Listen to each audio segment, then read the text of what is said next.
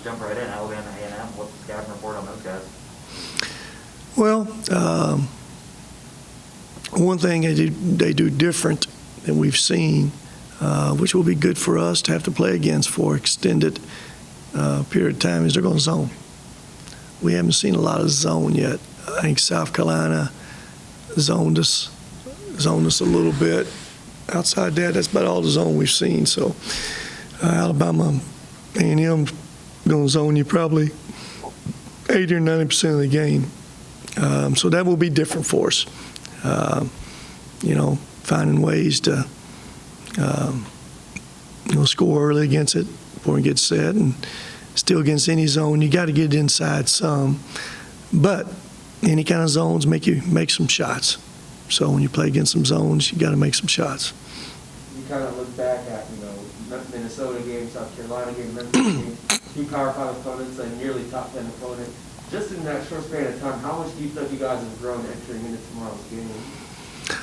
Well, I think there's no question from the first game. As I've said, different times, competition will expose some things, brings out the best and worst in you. And, playing those kind of teams, exposes some things we have to get better at.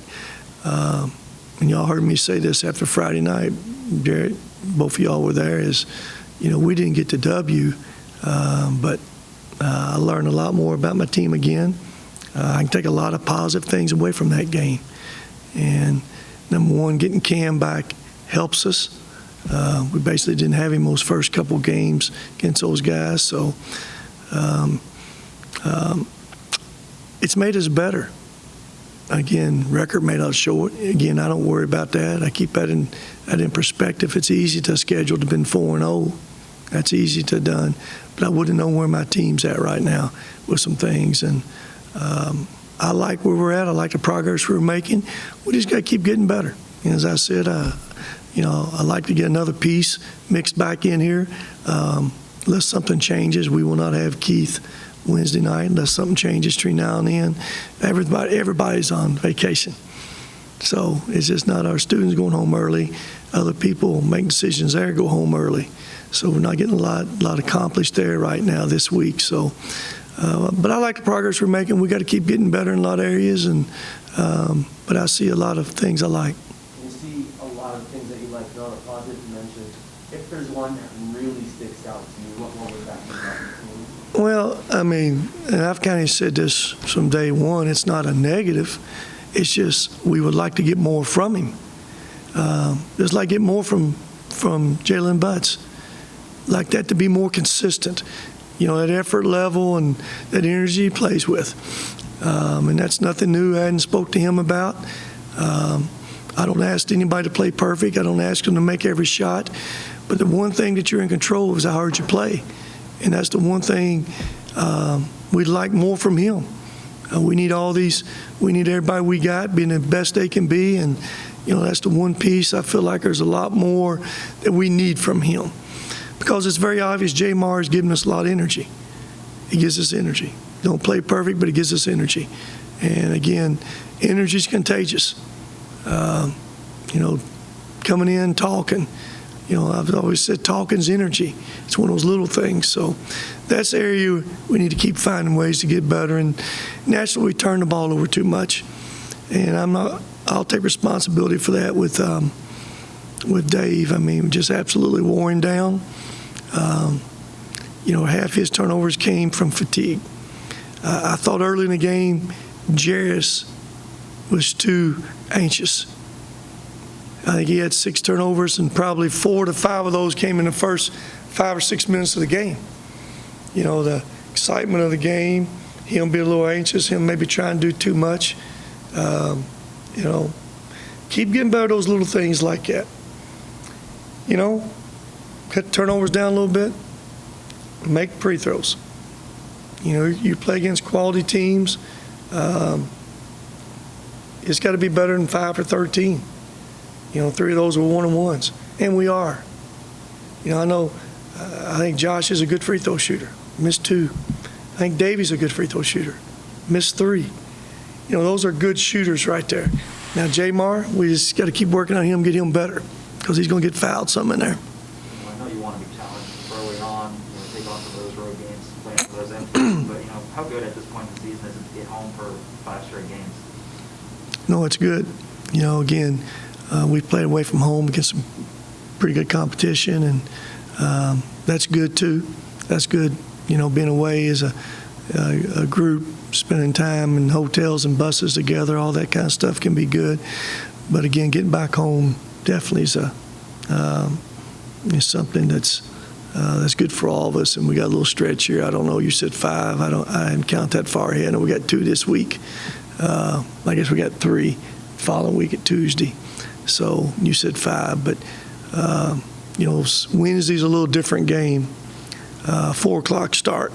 And I wasn't aware of that until after the game. So I guess it's a doubleheader.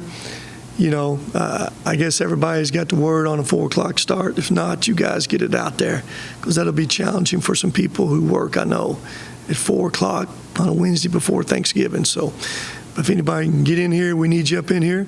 Saturday's early start. Saturday's a noon start, which is a pretty early start too, which is good too against a pretty good team in UT Martin. Coach, you're shooting 30%, from the 3, and I guess what type of drills are you running in practice to, get that percentage a little bit more up?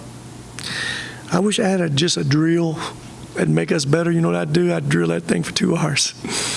Unfortunately, as a shooter, this stage of your career and your life a little bit, you can get a little bit better at it.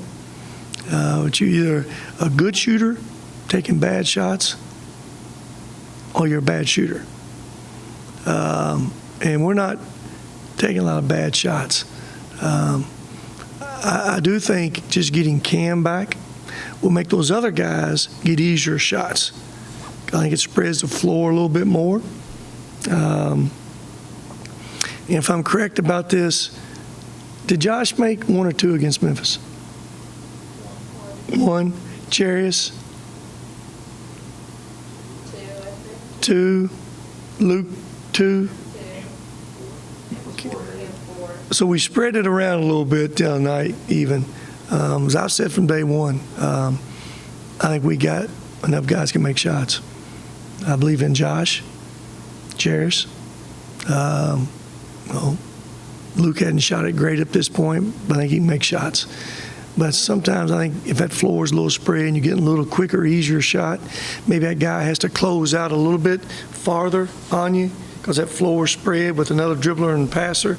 I think it helps all those shooters. I think you saw that a little bit against Memphis. So, shooting's a fine line sometimes. You can't be a good shot if you make it and a bad shot if you miss it. Shooters, you got to let them shoot it.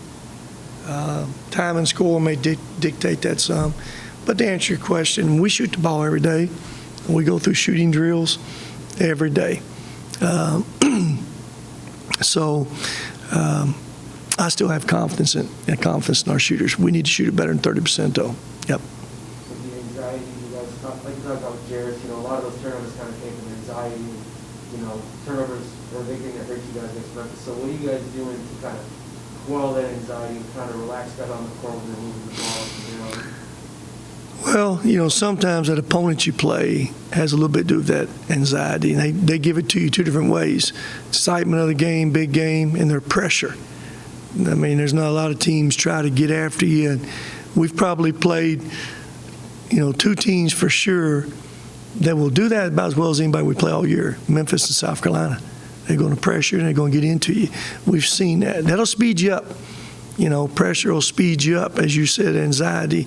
That seems to be a word we use a lot nowadays with a lot of guys. But I think, playing together, just experience of playing some. Jarius, it's new for him. Remember last year at Maryland, probably 2/3 of his minutes came at the 5 spot, which means he ain't involved in handling and passing and doing a lot of things. He's popping out, catching it, and at that point shooting or making 1 pass. Now he's playing as a perimeter guy. He has freedom to get off the backboard and bring it. So there's a transition for him learning there. But to his credit, man, he's one thing he's done consistently, while we're talking about all these other things, need to get better at a little bit, he's played hard. He's defended. He practices hard every day. We have confidence in him making the shots.